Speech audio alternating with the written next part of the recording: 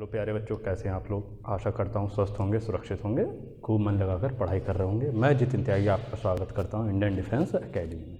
चलिए शुरुआत करते हैं। हमारा टॉपिक क्या चल रहा है भाई? ज्योमेट्री चल रहा है। कल हमने लाइन एंड एंगल्स के बारे में इंट्रोडक्शन कर चुके थे कि भाई पॉइंट क्या होता है, लाइन क्या होती है, एंगल क्या होती है, कौन कौन से एंगल होते हैं। हमने एक्यूट एंगल जान लिया था, राइट एंगल, इस तरीके से लीनियर पेयर ऑफ एंगल्स क्या होते हैं, इनके बारे में हम जान लिया था। उसी को कंटिन्यू करते हैं। अब हम देखते हैं कि भाई वर्टिकली अपोजिट एंगल क्या होते हैं। Vertically opposite angles. अब ये वर्टिकली अपोजिट एंगल क्या होते हैं भाई? इनको देख लो, इनको समझ लो, इनको जान लो। क्या होते हैं? जब दो लाइन आपस में इंटरसेक्ट करती हैं इस तरीके से, तो ये जो एंगल बनेंगे, ये वाले एंगल और ये एंगल, ये एंगल, ये एंगल, ये क्या हो गए? वर्टिकली अपोजिट एंगल हो गए। मतलब कहने का ये है कि जिसमें वर्टेक्स कॉमन हो, क्या हो? कॉमन वर्टेक्स हो, और उन जिन लाइन से वो एंगल बन रहे हैं वो लाइन भी क्या हो? कॉमन हो, तो वो क्या हो जाएंगे? वर्टिकली अपोजिट एंगल हो जाएंगे। ये क्या हो गया? एंगल अल्फा, तो ये भी क्या होगा? एंगल अल्फा होगा। अगर ये एंगल बीटा है तो ये भी एंगल क्या होगा? बीटा होगा। तो याद रखना, वर्टिकली अपोजिट एंगल क्या होते हैं? एक दूसरे के इक्वल भी होते हैं। बनते कैसे हैं? उनमें एक ही वर्टेक्स होती है और सेम लाइन से वो बने हुए एंगल होते हैं। यहाँ पर लिख लो कॉमन वर्टेक्स होगी। क्या क्या कंडीशन है इसकी? कि कॉमन वर्टेक्स हो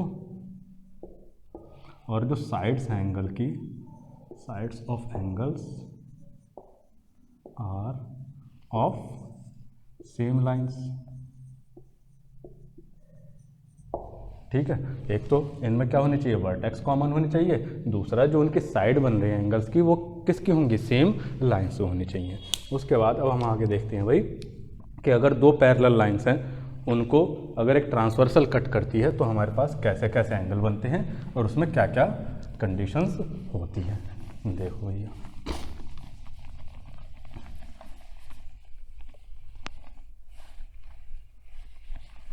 यार ये तुम्हारा बोर्ड फिर वैसे ही करने लगा यार, साफ नहीं होता। देखो भाई, when two parallel lines cut by a transversal, मतलब अगर दो पैरेलल लाइन है, उन्हें एक ट्रांसवर्सल कट कर रही है, तो कैसे कैसे एंगल बनेंगे वो देख लो। देखो भाई, ये क्या है? एक लाइन है, इसका नाम रख लो कुछ भी। नाम हो गया इसका लाइन L1। ये एक और दूसरी लाइन है, इसका नाम रख दिया मैंने लाइन L2। और एक ये तीसरी लाइन है जो इन दोनों को कट कर रही है, इसका नाम रख दिया लाइन L3। ठीक है भाई, ये दोनों क्या है? L1 L2 क्या है? पैरेलल है। L1 पैरेलल है L2 के, और L3 क्या है? ट्रांसवर्सल लाइन है। ट्रांसवर्सल मैंने बताया था, जो कट करती है वो ट्रांसवर्सल होगी। अब देखो यहाँ पर कौन कौन से एंगल बनेंगे। यहाँ पर सबसे पहले हम बात कर लेते हैं अल्टरनेट इंटीरियर एंगल्स की। एक बनता है आपका अल्टरनेट इंटीरियर एंगल्स। यहाँ पर मैं देखूँ, ये वर्टेक्स है, यहाँ पर चार एंगल 1 2 3 4, इनके नाम रख दो। ये हो गया एंगल 1, ये है 2, ये है 3 और ये है 4। उसी तरीके से इस पॉइंट पर देखो तो चार एंगल बन रहे हैं, ये 5, ये 6, ये 7 और ये 8। टोटल कितने एंगल मिल गए मुझे? टोटल 8 एंगल बने। ठीक है ना, इस पॉइंट पर और इस पॉइंट पर। अब देखो भाई, इनके नाम क्या क्या हो गए? सबसे पहले अल्टरनेट इंटीरियर एंगल, फिर मैं आपको बताता हूँ कौन सा, अल्टरनेट एक्सटीरियर एंगल क्या होगा? Alternate exterior angles. अब अल्टरनेट इंटीरियर क्या होते हैं भाई?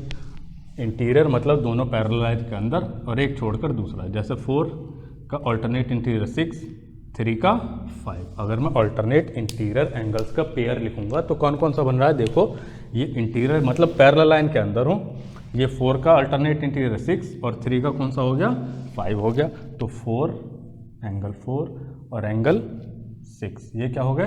Alternate interior. और एंगल 3 और एंगल 5। ये भी क्या हो गए ऑल्टरनेट इंटीरियर। अगर ये दोनों लाइंस पैरेलल हैं तो ऑल्टरनेट इंटीरियर एंगल्स आपस में क्या होंगे इक्वल होंगे। ठीक है भाई, ऑल्टरनेट इंटीरियर एंगल्स आपस में क्या होंगे इक्वल होंगे। इसी तरह से ऑल्टरनेट एक्सटीरियर जो बाहर वाले एंगल हो गए, ऑल्टरनेट तो 1 का 7 और 2 का 8। तो यहाँ पर अगर मैं पेयर पूछूं कि ऑल्टरनेट एक्सटीरियर एंगल्स का पेयर बताओ तो आप क्या बोलोगे कि 1 का होगा 7 और 2 का होगा 8। 1 का होगा 7 और एंगल 2 का होगा एंगल 8 ऑल्टरनेट एक्सटीरियर। और ये क्या होंगे आपस में इक्वल होंगे। इक्वल तभी होंगे जब ये दोनों लाइंस पैरेलल हैं। अगर ये दोनों लाइंस आपस में पैरेलल नहीं है, ये लाइन L1 है ये L2 है, इनको कट कर रही है, तो उस कंडीशन में ये इक्वल नहीं होंगे। इक्वल जब ही होंगे जब ये दोनों लाइन पैरेलल हों और इनको ये तीसरी लाइन कट कर रही हो। ठीक है भाई। उसके बाद देखो तीसरा angle corresponding angles. Corresponding angles, corresponding angle कौन से होते हैं भाई जिनका मुंह सेम डायरेक्शन में खुल रहा हो वो करस्पॉन्डिंग होंगे। जैसे 2 का करस्पॉन्डिंग 6, 1 का 5, 3 का 7, 4 का 8। बस मोटी सी बात समझ जाओ, करस्पॉन्डिंग एंगल कौन से होंगे जो सेम डायरेक्शन में मुंह खोल रहे होंगे अपना। ठीक है ना। जैसे ये है एंगल 2 और ये है एंगल 6, ये कैसा एंगल है करस्पॉन्डिंग एंगल। अगर मैं यहाँ पर करस्पॉन्डिंग एंगल से आपसे पेयर पूछूं तो आप क्या बोलोगे कि 2 का होगा 6, 1 का होगा 5 और 3 का होगा 7 और 4 का होगा 8। एंगल 4 का करस्पॉन्डिंग होगा एंगल 8। अब देखो अगर ये दोनों लाइंस पैरेलल हैं, इनको ट्रांसवर्सल कट कर रही है, तो जो करस्पॉन्डिंग एंगल बनेंगे वो आपस में सब क्या होंगे इक्वल होंगे। तो 2 का 6 के इक्वल होगा, 1 5 के, 3 7 के और 4 8 के इक्वल हो जाएगा। उसके बाद एक बचा हमारा फोर्थ एंगल, एक और बचा फोर्थ एंगल जिसको बोलते हैं हम को इंटीरियर। को इंटीरियर एंगल्स। भाई को इंटीरियर एंगल्स कौन से होते हैं? को इंटीरियर एंगल्स वो होते हैं जो पैरेलल लाइन के अंदर हों और ट्रांसवर्सल के एक ही साइड पर हों। जैसे अगर मैं पैरेलल लाइन के अंदर की बात करूं तो यहाँ पर 4 एंगल हैं, 3 4 5 और 6। और ट्रांसवर्सल के सेम साइड पर बात करूं तो ट्रांसवर्सल के सेम साइड पर 2 एंगल आ रहे हैं, ये 3 और 6 और ये 4 और 5। तो ये जो 3 और ये 6 ये दोनों क्या हैं? को इंटीरियर एंगल हैं। उसी तरह से ये एंगल 4 और एंगल 5 ये भी क्या है? को इंटीरियर एंगल है। तो को इंटीरियर एंगल इक्वल नहीं होते। को इंटीरियर एंगल्स का जो सम होता है वो 180 डिग्री होता है। इन दोनों का जो सम होगा वो क्या होगा? 180 डिग्री होगा। और इन दोनों का सम जो होगा वो भी 180 डिग्री होगा। ये बातें आपको याद रखनी है। ठीक है। अगर अल्टरनेट इंटीरियर, अल्टरनेट एक्सटीरियर और करस्पॉन्डिंग एंगल्स आपस में क्या होते हैं? इक्वल होते हैं। कब? जब 2 लाइन पैरेलल हैं और उनको ट्रांसवर्सल एक कट कर रही है। और जो को इंटीरियर एंगल बनते हैं, को इंटीरियर कौन से होंगे? जो पैरेलल लाइंस के अंदर होंगे और ट्रांसवर्सल की सेम साइड पर होंगे। जैसे कि 3 और 6, 4 और 5 ये को इंटीरियर एंगल्स हैं। और जो को इंटीरियर एंगल्स हैं उनका जो सम होगा वो कितना होगा? 180 डिग्री। ठीक है, बहुत बढ़िया। उसके बाद आगे देखो एक छोटी सी जिसको हम क्या बोलते हैं? Angle bisector. ये हो गया अलग अलग टाइप के एंगल। एक चीज़ और देख लो भाई, एंगल बाइसेक्टर नाम से पता चला है। बाइसेक्टर मतलब वो एंगल को बाइसेक्ट करता हो, 2 इक्वल पार्ट में डिवाइड करता हो। वो भी देख लो क्या होता है। फिर उसके बाद हम कुछ अच्छे 4-5 क्वेश्चन करेंगे। फिर उसके बाद आज की क्लास को हम विराम दे देंगे। ठीक है भाई। देखो एंगल बाइसेक्टर क्या होता है। एंगल बाइसेक्टर, एंगल बाइसेक्टर क्या होता है भैया? अगर मैं ये एंगल बनाऊं, सपोज ये है पॉइंट O, ये ले लिया मैंने P और ये ले लिया मैंने Q और ये है इसका एंगल बाइसेक्टर OR। ठीक है। तो OR क्या है? OR है एंगल बाइसेक्टर। OR क्या है? एंगल बाइसेक्टर है। एंगल बाइसेक्टर है। अगर ये पूरा एंगल थीटा है तो ये कितना हो जाएगा? θ/2 और ये भी कितना हो जाएगा? θ/2। तो एंगल बाइसेक्टर का मतलब हो गया वो लाइन जो एंगल को 2 इक्वल पार्ट में कट करेगी वो एंगल बाइसेक्टर कहलाएगा। तो एंगल बाइसेक्टर क्या करता है? 2 इक्वल पार्ट्स करता है। किसके? ऑफ एंगल, जो भी एंगल आपके पास है उसे दो इक्वल पार्ट में डिवाइड कर देगा एंगल बाइसेक्टर। बस इतनी सी बात याद रखनी है। समझ में आ गई बात। अब कुछ अच्छे अच्छे छोटे छोटे प्यारे प्यारे क्वेश्चन कर लेते हैं हम लोग। ठीक है भैया, शुरू करते हैं अपना सबसे पहला क्वेश्चन। क्वेश्चन नंबर 1 क्या कह रहा है? सबसे पहला क्वेश्चन है, if two complementary angles, if two complementary angles differ by 26 degree, then find the greater value। ठीक है, सिंपल सा क्वेश्चन है आपके सामने। एक क्या कह रहा है कि दो कॉम्प्लीमेंट्री एंगल है, उनका डिफरेंस कितना है 26 डिग्री है। तो आपको बताना है कि जो ग्रेटर वैल्यू है मतलब बड़ा एंगल कितना डिग्री है। तो सिंपल सा बात है, देखो भाई, अगर मैं एक एंगल ए मानता हूँ तो दूसरा एंगल कितना हो जाएगा a प्लस 26 डिग्री, है ना। अगर एक एंगल ए डिग्री है तो दूसरा a प्लस 26 डिग्री हो जाएगा। चाहे तो आप a माइनस 26 भी मान सकते हो, आंसर सेम आएगा, क्योंकि फिर a क्या हो जाएगा, मेरा बड़ा एंगल हो जाएगा। अब वो क्या कह रहा है, ये दोनों क्या हैं, कॉम्प्लीमेंट्री हैं। क्या हैं, कॉम्प्लीमेंट्री एंगल्स हैं। अब भाई मुझे एक बात बताओ, कॉम्प्लीमेंट्री एंगल्स कौन से होते हैं, याद है? जिनका सम 90 डिग्री होता है। वेरी गुड, बहुत बढ़िया बोले। जिनका सम 90 डिग्री होता है उन्हें हम क्या बोलते हैं, कॉम्प्लीमेंट्री एंगल्स बोलते हैं। तो इन दोनों एंगल का सम कितना होना चाहिए, 90 डिग्री। तो a प्लस 26, एक एंगल ये हो गया, इस दूसरा ये हो गया, और इनका सम कितना होगा 90 डिग्री। तो अब देख लो ये कितना हो गया, a प्लस a 2a, इधर 46 जाएगा, तो 90 माइनस 26, तो 2a कितना हो गया, ये देखो सब्ट्रैक्ट कर लो कितना हो जाएगा, ये हो जाएगा आपका 64 डिग्री। तो अब मुझे क्या चाहिए, a, तो a कितना हो गया, a हो गया आपका 32 डिग्री। अब a हो गया 32 और a प्लस 26 कितना हो जाएगा, ये 58 degree.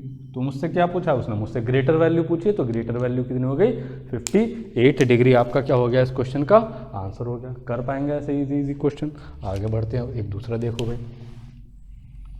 Question number 2, if the ratio of to supplementary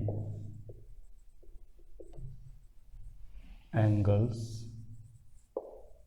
is 13:5, then find the smaller value। ठीक है, वो क्या कह रहा है कि दो सप्लीमेंट्री एंगल्स हैं, उनका सम कितना है भाई, उनका रेशियो कितना है, 3:1 है। तो मुझे बताना है कि छोटा एंगल कितने डिग्री का होगा। सिंपल सा क्वेश्चन है। सप्लीमेंट्री एंगल पता होना चाहिए बस आपको। सप्लीमेंट्री एंगल्स किनको बोलते हैं, जिनका सम 180 डिग्री होता है। बहुत अच्छा जवाब बोला आपने कि सप्लीमेंट्री एंगल्स कौन से होते हैं। सप्लीमेंट्री एंगल्स उनको बोलते हैं जिनका सम 180 डिग्री होता है।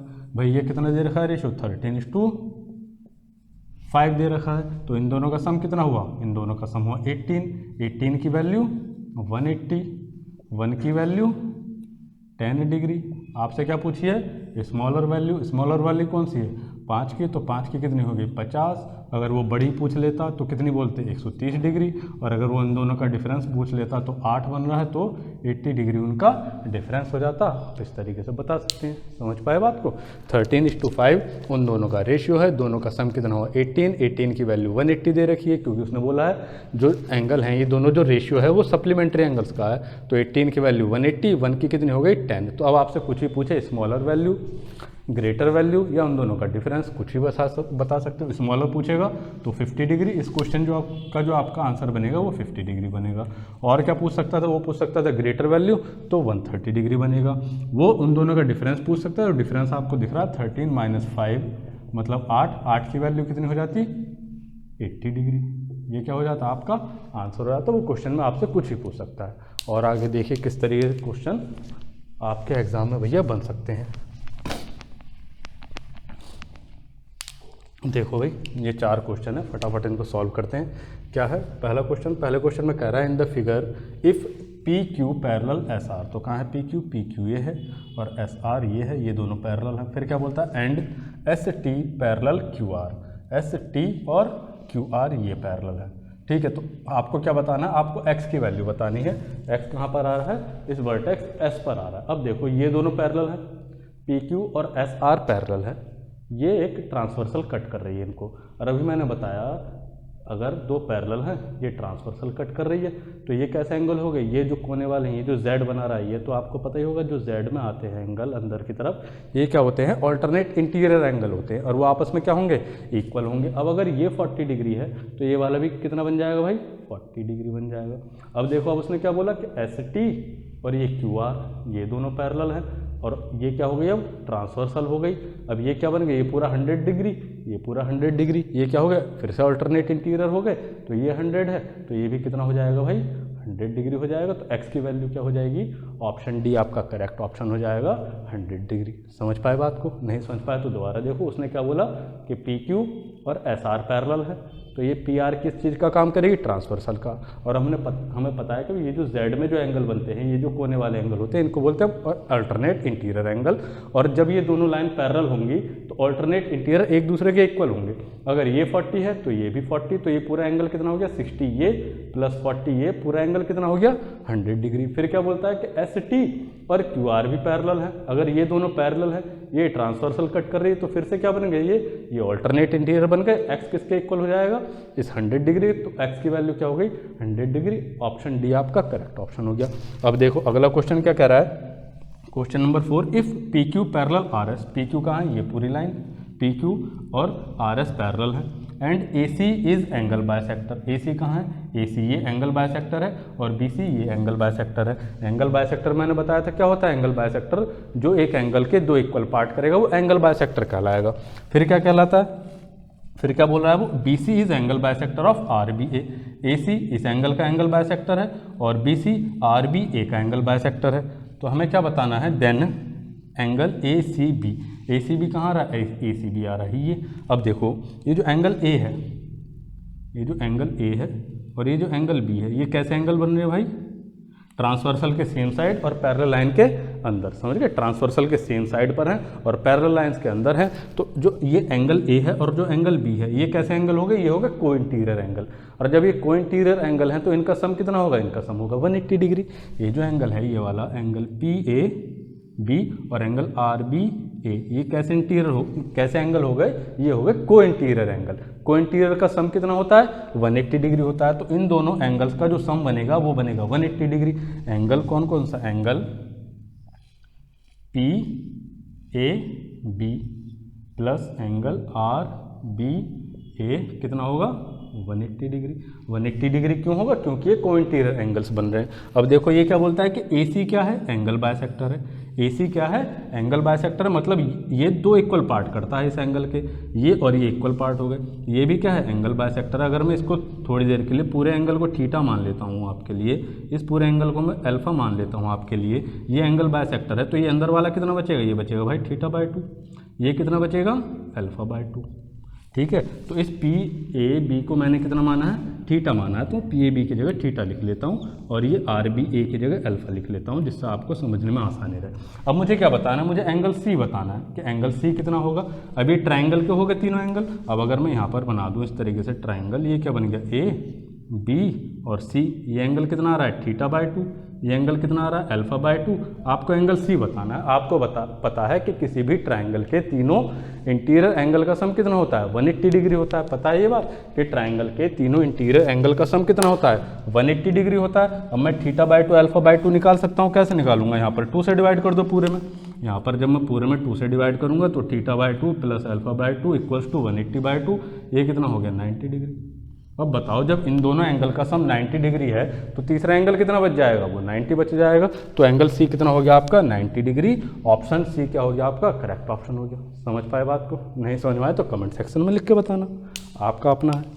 अब आगे देखिए क्या कह रहा है क्वेश्चन नंबर 5। क्वेश्चन नंबर 5 ये बोलता है in the given figure if y upon x equals to 6 and z upon x equals to 5 then what is the value of x। ये CDS में आपका आया हुआ क्वेश्चन है, ऐसे इजी क्वेश्चन आते हैं। देखो वो क्या बोल रहा है कि y upon x equals to कितना है 6 है, तो यहाँ पर मैं y इक्वल्स टू 6x लिख सकता हूँ। यहाँ पर उसने बोला z अपॉन x कितना है 5 है, तो यहाँ से मैं z इक्वल्स टू 5x लिख सकता हूँ। तो ये y की जगह कितना हो गया 6x, z की जगह कितना हो गया 5x। उसने आपसे x की ही वैल्यू पूछी है। अब देखो ये पूरा कितना एंगल बन रहा है, ये एक पूरी स्ट्रेट लाइन में है, स्ट्रेट एंगल है। स्ट्रेट एंगल कितना होता है 180 डिग्री। तो ये जो पूरा एंगल का सम होगा इन तीनों का वो कितना होगा 180 डिग्री होगा। तो x plus 6x plus 5x equals to 180। इन सब का सम कर लो, 6 5 11 और 1 12x, 12x equals to 180 degree. तो x कितना हो गया 15 डिग्री। तो x की वैल्यू क्या हो गई 15। तो मेरा ऑप्शन कौन सा, ऑप्शन सी करेक्ट ऑप्शन हो गया। समझ पाए ना बात को।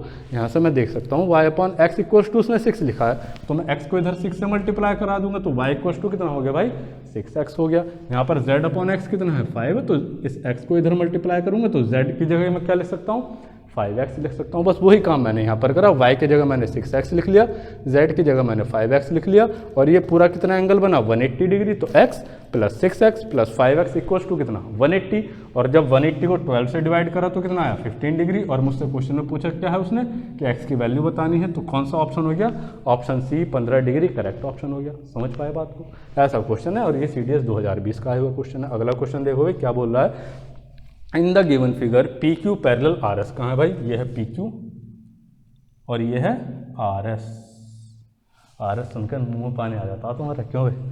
पी क्यू पैरेलल है किसके आर एस के, तो एंगल ए ई एफ क्या होता है 95 डिग्री उसने दे रखा है। एंगल ए ई एफ कहाँ है, एंगल ए ई एफ है ये वाला एंगल 95 डिग्री। फिर उसने क्या बोला B H S 110, B H S कहाँ है ये रहा बी एच एस, ये 110 डिग्री दिया है। And angle A B C equals to x, angle A B C ये वाला एंगल कितना है एक्स है। तो आपसे उसने क्या पूछा है then what is the value of x, आपको एक्स की वैल्यू बतानी है। देख लो भाई कैसे करोगे।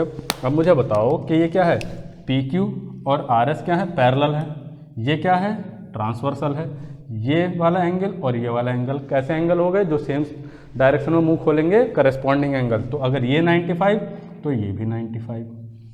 ठीक है भाई, यहाँ तक तो कोई डाउट नहीं। और उसके बाद देखो ये लीनियर पेयर ऑफ एंगल्स हो गया है ना, ये पूरी लाइन 180 डिग्री की, ये 95 है, तो ये कितना बन गया आपके पास, ये बचा आपके पास 85 डिग्री। ठीक है भाई, ये कितना हो गया 85 डिग्री। अब यहाँ से देखो ये भी कैसी है पूरी स्ट्रेट लाइन है, ये 110, तो ये कितना बच जाएगा 70 डिग्री।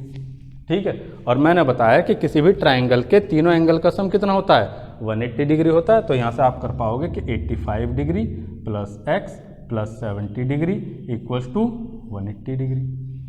तो x इक्वल्स टू कितना हो जाएगा 8 और 7 15, 155 इधर जाकर सब्ट्रैक्ट करोगे कितना बचेगा 25 डिग्री। तो x कितना हो गया 25 डिग्री, आपका सही उत्तर हो जाएगा। ठीक है, या फिर आप यहाँ पर ये 70 ना निकालें, आप डायरेक्ट इस चीज़ को ऐसे ही बोल सकते हैं कि सर आपने हमें एक बार छोटी सी बात ये बताई थी कि अगर ये ट्राइंगल है ABC और ये इसका एक्सटीरियर एंगल है तो ये इन दोनों इंटीरियर एंगल के सम के इक्वल होगा। ये बात बताई थी ना, बताई थी, तो सेम चीज़ यहाँ पर बन रही है। ये AGH अगर मैं देखूँ तो ये एक्सटीरियर एंगल है, ये दोनों इसके अपोजिट इंटीरियर एंगल है, तो इन दोनों का सम इसके बराबर होगा। तो 85 में कितना जोड़ूँ कि 110 बन जाए 25 जोड़ दो। ठीक है, 25 जोड़ दोगे तो आपका x की वैल्यू कितनी हो जाएगी 25 हो जाएगी। ठीक है, समझ पाए यहाँ तक बात को। ऐसे ऐसे क्वेश्चन आपके CDS में आए हुए, ये भी CDS में आया, ये भी CDS में आया, ये सारे CDS में आए हुए क्वेश्चन है। ऐसे इजी क्वेश्चन आते रहते हैं। ठीक है, बाकी हम कंटिन्यू करेंगे अगली क्लास में। अब हम ट्रायंगल पढ़ेंगे। ठीक है, आप अच्छे से मेहनत कीजिए, प्रैक्टिस कीजिए, पढ़ते रहिए, मुस्कुराते रहिए। मिलते हैं अगली क्लास में, तब तक के लिए गुड बाय, टेक केयर, धन्यवाद।